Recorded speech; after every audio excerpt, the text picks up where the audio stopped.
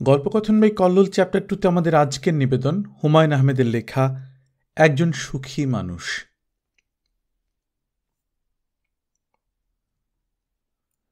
জাকির সাহেবের বয়স 56। কিছুদিন আগেও তার বয়স 56ই মনে হতো। এখন হঠাৎ যেন তার বয়স অনেকখানি বেড়ে গেছে। আয়নার দিকে তাকালেই মনে হয় 70 বছরের এক অচেনা বুড়ো। অথচ তিনি একজন সুখী মানুষ, অসম্ভব সুখী। সুখী মানুষের বয়স বাড়ে না, কিন্তু তার বেলায় এরকম হচ্ছে কেন? তিনি দাড়ি কামাতে কামাতে এইসব ভাবতে লাগলেন। সম্ভবত অন্যমনস্ক হয়ে পড়েছিলেন।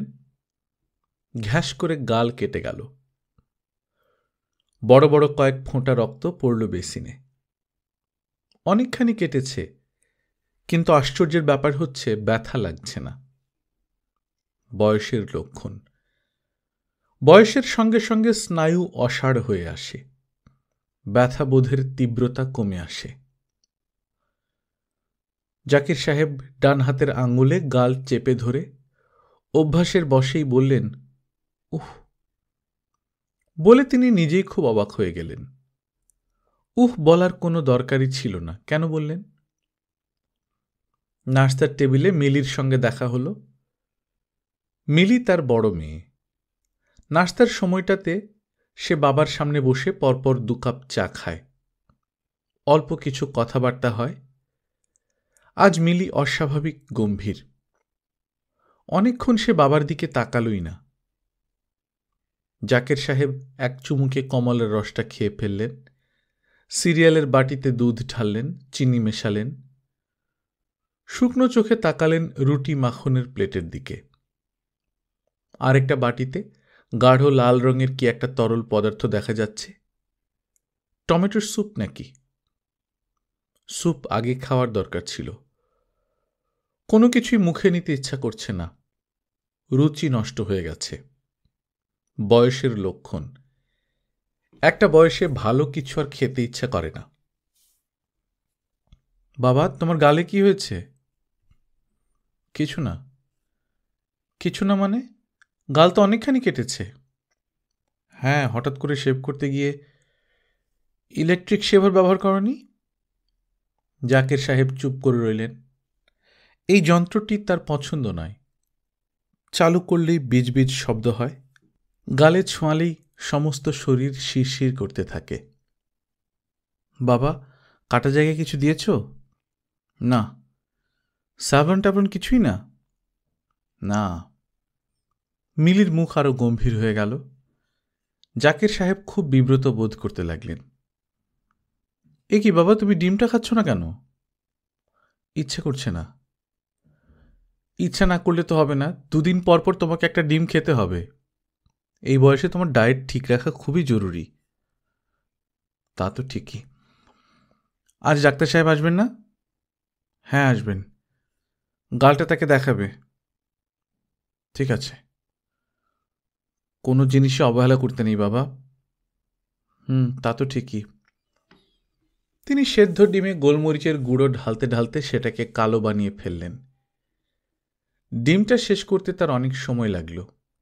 কিছুতেই গলা দিয়ে নামতে চাচ্ছে না। 2 একবার বমির মতো হলো। চমৎকার সব সুখাদ্য, কিন্তু খাওয়া যাচ্ছে না। বয়স দ্রুত বাড়ছে। আজকাল অল্প হাঁটলেই বুকে হাঁপ ধরে। সিঁড়ি বেয়ে উঠবার সময় রেলিং ধরে ধরে উঠতে হয়। অথচ তার বয়স মাত্র 56। জাকির সাহেব হাঁটতে বেরোলেন। গালের কাঁটাটায় চিনচিনে একটা ব্যথা হচ্ছে। কেন হচ্ছে কে জানে। বেরোবার সময় তার জামাই তাকে খানিকটা ভয় পাইয়ে দিয়েছে। চিন্তিত মুখে বলেছে, গাল হচ্ছে শরীরের সবচেয়ে সেন্সিটিভ পার্ট। একে মোটেই অবহেলা করা উচিত নয়। সামান্য ক্ষতেই সেপটিক হয়ে সিরিয়াস হতে পারে। জামাইয়ের সঙ্গে তার কথাবার্তা বিশেষ হয় না। শরীর খারাপ হলে বা অসুখ বিসুখ হলে সে শুধু খোঁজ নিতে আসে। যেমন আজ নিয়েছে, রাতেও একবার খোঁজ নেবে। জাকির সাহেব রাস্তার মোড়ের এক পানওয়ালার দোকান থেকে একটা 5-5 কিনলেন। তখন মিহিরবাবুর সঙ্গে তার দেখা হলো। মিহিরবাবু পাশের বাড়িতে থাকেন। অল্প দিন হলো রিটায়ার করেছেন। মিহিরবাবু অবাক হয়ে বললেন, সিগারেট কিনলেন নাকি? জি। আপনি সিগারেট খান তো জানতাম না। খাই না, এই আজ একটা কিনলাম। কোনো উপলক্ষ টুপলক্ষ নাকি? না না, উপলক্ষ কিছু না, এমনি। জাকির সাহেব লজ্জিত ভঙ্গিতে হাসলেন। মিহিরবাবু বললেন, কোথাও যাচ্ছেন? জি না, একটু হাঁটছি, মর্নিং ওয়াক। সকাল 10টায় মর্নিং ওয়াক? না, মানে এই হাঁটা আর কি। আপনার ছেলেরা ভালো আছে? জি ভালো। কোথায় যেন থাকে তারা? জাকির সাহেব অন্তরঙ্গ গলায় বললেন, দুজনেই আমেরিকাতে। একজন নর্থ ড্যাকোটা, অন্যজন সিয়াটলে।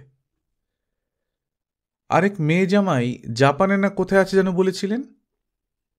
হনলুলু। আপনি তো ভাই সুখী মানুষ। তা ঠিক। চিন্তাভাবনা কিছু নাই, এখন শুধু দেশে বিদেশে ঘুরে বেড়ানো। আজ জাপান, কাল আমেরিকা, তারপর হনুলুলু। জাকির সাহেব লজ্জিত ভঙ্গিতে হাসতে লাগলেন।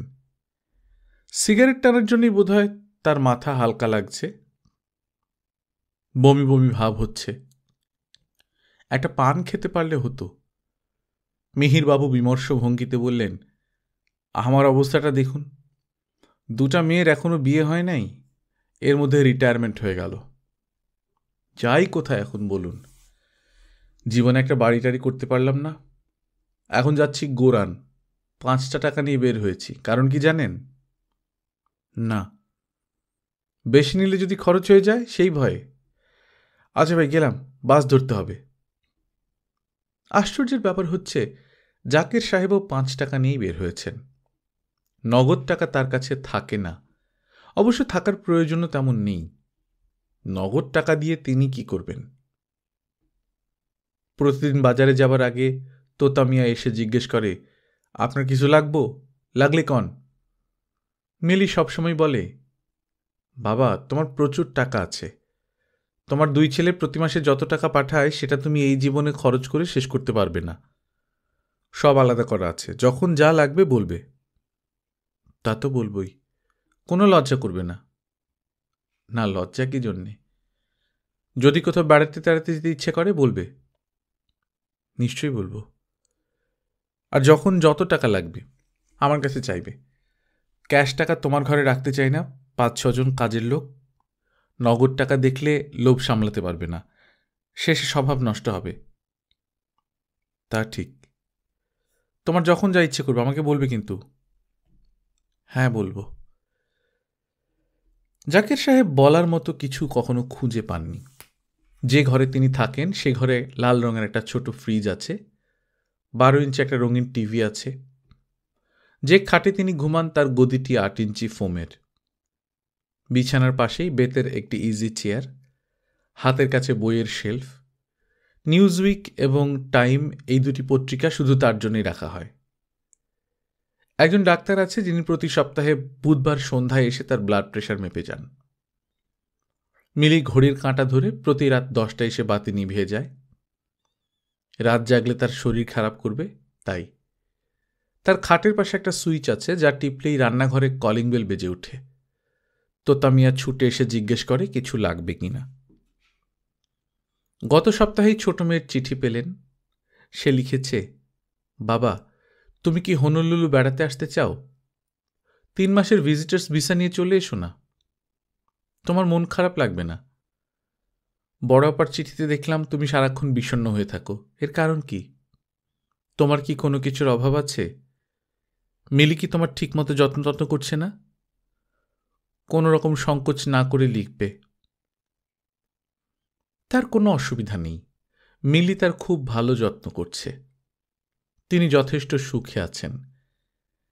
তার এখন মনেই পড়ে না এককালে তিনি দরিদ্র ছিলেন। 4টি ছেলেমেয়েকে মানুষ করতে গিয়ে মাথা খারাপের জোগাড় হয়েছিল। একসময় এও ভেবেছিলেন ফয়সাল আইএসসি পাশ করা মাত্র তাকে কোনো একটা চাকরিতে ঢুকিয়ে দেবেন। ভাগ্যিস সেরকম কিছু করেননি। অমানসিক কষ্ট করেছেন ছেলেদের জন্যে, তারাও মনে রেখেছে সেসব। যেবার তার রক্ত আমাশা হল, কি ব্যস্ত হয়ে পড়ল সবাই। প্রতি রাতে টেলিফোন। এত দূর থেকে টেলিফোন, নিশ্চয়ই 600-700 টাকা করে লাগত। বড় ছেলের মাসিক বরাদ্দের টাকা ছাড়াও বাড়তি 1000 টাকাও পাঠিয়েছিল চিকিৎসা খরচের জন্যে। মিলিকে লিখেছিল বাবার সেবা যত্নের জন্য 24 ঘন্টা একজন নার্স রেখে দেবে, খরচের জন্য চিন্তা করবে না। তার 2 ছেলেরই খুব দরাজ হাত। তাদের কথা মনে হলেই একটা তৃপ্তির ভাব আসে, মন ভালো হয়ে যায়। তারা অনেক কিছু করেছে তার জন্যে, কিন্তু তিনি নিজের বাবা মার জন্য কিছুই করতে পারেননি। তার বাবা শেষ বয়সে বড় ভাইয়ের সঙ্গে থাকতেন। বড় ভাই ঘন ঘন চিঠি লিখতেন, বাবাকে আমার ঘাড়ে ফেলিয়া তোমরা সকলে কি প্রকারে নিশ্চিন্ত আছো তাহা আমি বুঝিতে পারি না। বৃদ্ধ পিতামাতাকে পালন করিবার দায়িত্ব কি আমার একার? তোমার কি কিছুই করিবার নাই? এই পত্র পাওয়া মাত্র বাবার খরচ হিসাবে অতি অবশ্যই 50 টাকা মানি অর্ডার যোগে পাঠাইবা, আমি বিশেষ অসুবিধায় আছি। এই জাতীয় চিঠি তিনি সবসময় উপেক্ষা করেছেন। সেজন্য অবশ্য তার মনে কোনো অপরাধ বোধ নেই। তিনি দরিদ্র ছিলেন, খুবই দরিদ্র। বাবাকে দেখা তার পক্ষে সম্ভব ছিল না। জাকির সাহেব দুপুর 11টার দিকে বাসায় ফিরলেন। মিলি বিরক্ত হয়ে বলল, কোথায় কোথায় ঘুরছিলে রোদের মধ্যে? তিনি অপ্রতিভ ভঙ্গিতে হাসলেন। কিছু খাবে এখন? না। ঠান্ডা কিছু খাও, বেলের শরবত করে দিই? ঠিক আছে, দিতে বল। তুমি ঘর থেকে বেরোবার পরপর ফয়সাল টেলিফোন করেছিল, গাল কাটার খবর বললাম। সে খুব বিরক্ত হয়েছে, বারবার বলছিল বাবা এত অসাবধান কেন। তিনি লজ্জিত বোধ করতে লাগলেন। মিলি বলল, এখন থেকে তোতা মিয়া তোমার শেভ করে দেবে। আচ্ছা। জাকির সাহেব বরফ দেয়া ঠান্ডা বেলের শরবত খুব তৃপ্তি করে খেলেন। জিনিসটা ভালোই। মিলি বলল, সিদ্দিক আজ আবার এসেছিল। তিনি শঙ্কিত বোধ করলেন। সিদ্দিক তার বড় ভাইয়ের ছেলে। কিছুদিন পরপরই সাহায্যের জন্য আসে। মিলি বিরক্ত হয়। আজ এসে একটা মিথ্যা কথা ফেঁদেছে। বলেছে তুমি নাকি তাকে আসতে বলেছ, তুমি নাকি সেলাই মেশিন কিনবার টাকা দেবে। বলেছ নাকি? জাকির সাহেব মাথা নাড়লেন। তিনি কিছু বলেননি। মিলি কঠিন স্বরে বলল, ভিক্ষাবৃত্তিকে প্রশ্রয় দেয়া ঠিক না। তা তো বটেই। আমি আজ কড়া এক ধমক দিয়েছি। ধমক দেওয়ার কি দরকার ছিল? ধমক দেব না? আমার সামনে অ্যাস্ট্রের মধ্যে কাশ ফেলল। রাগে আমার গা জ্বলে যাচ্ছে। তুমি যাও, গরম পানি করা হচ্ছে, গোসল সারো, আর গালে পানি লাগিও না। রাত 8টায় বড় ছেলে সিয়াটল থেকে টেলিফোন করল, বাবা তোমার গাল কেমন? ভালো। মিলি বলল তুমি নাকি ইলেকট্রিক শেভার ব্যবহার করো না। এখন থেকে করব। আমরা খুব চিন্তিত, বুঝলে বাবা? হ্যাঁ, বুঝেছি। নাও টুকুনের সঙ্গে কথা বলো। টুকুন বাংলা বলতে পারে না, সে এক গাদা কথা বলে গেল। জাকির সাহেব শুধু ঘন ঘন মাথা নাড়লেন এবং ফাঁকে ফাঁকে বললেন, ইয়েস ইয়েস। রাত 10টার পর ছোট মেয়ের টেলিফোন এলো হনলুলু থেকে। কানেকশন ভালো নয়, কিছুই প্রায় শোনা যায় না। বাবা তুমি এত অসাবধান কেন? এখন থেকে সাবধান হব। ভাইয়া টেলিফোন করে আমাকে জানালো, আমি চিন্তায় অস্থির। খুব বেশি কেটেছে? না, খুব বেশি না। বিদেশে থাকি, সারাক্ষণ ভয়ে ভয়ে থাকতে হয়, কখন কি খবর এসে পড়ে। ভয় নেই, আমি অনেকদিন বাঁচব। কথাটা হয়তো ঠিক। তাদের দীর্ঘজীবী বংশ। তার বাবা প্রায় অমর হয়ে গিয়েছিলেন। চোখে দেখেন না, কানে শুনেন না, উঠে বসতে পর্যন্ত পারেন না, তবু বেঁচে আছেন। তার এত দীর্ঘ সময় বেঁচে থাকার কোনো প্রয়োজন ছিল না। বেঁচে থেকে তিনি বড় ভাইকে প্রায় পাগল করে দিলেন। আর কিছুদিন বাঁচলে বড় ভাই সত্যি সত্যি হয়তো পাগল হয়ে যেতেন। তিনিও কি তাই করবেন? দীর্ঘদিন বেঁচে থেকে সবাইকে পাগল করে তুলবেন? জাকির সাহেব বাতি নিভিয়ে ঘুমোতে গেলেন। রাত 12টায় তাকে ডেকে তোলা হল। ছোট ছেলে কায়সার টেলিফোন করেছে নর্থ ডাকোটা থেকে।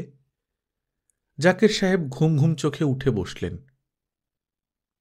মিলি চমকে উঠে বলল, কি সর্বনাশ, তোমার গালেরই অবস্থা কেন? সমস্ত মুখ ফুলে উঠেছে, বাম গাল এমন ফুলেছে তো চোখ প্রায় বন্ধ হবার অবস্থা। মিলি এসে বাবার হাত ধরল। জাকির সাহেব শুয়ে থাকলেন না, টেলিফোন ধরতে নিচে নেমে গেলেন। হ্যালো কায়সার। হ্যাঁ বাবা, তুমি কেমন আছো? ভালো, খুব ভালো, খুব চমৎকার আছি। এই পর্যন্ত বলে তিনি হাসতে লাগলেন।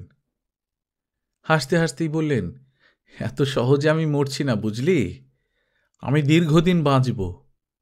একসময় চোখে টোখে দেখব না, কানে শুনব না, বিছানায় উঠে বসতেও পারবো না, তবু বেঁচে থাকব। এসব তুমি কি বলছো বাবা? জাকির সাহেব হাসতে লাগলেন, একজন সুখী মানুষের হাসি, আনন্দ ও তৃপ্তির হাসি। গল্পকথন বাই কল্লোল চ্যাপ্টার 2তে শুনছিলেন হুমায়ুন আহমেদের লেখা একজন সুখী মানুষ। আমরা নিয়মিত গল্প পাঠ করে শোনাচ্ছি। আপনারা যারা প্রথমবার মতো শুনছেন, কাইন্ডলি সাবস্ক্রাইব করে নেবেন। গল্প পাঠ ভালো লাগলে বন্ধুদের সঙ্গে শেয়ার করবেন। নিজে ভালো থাকবেন, আশপাশের লোকজনকে ভালো রাখবেন। টাটা।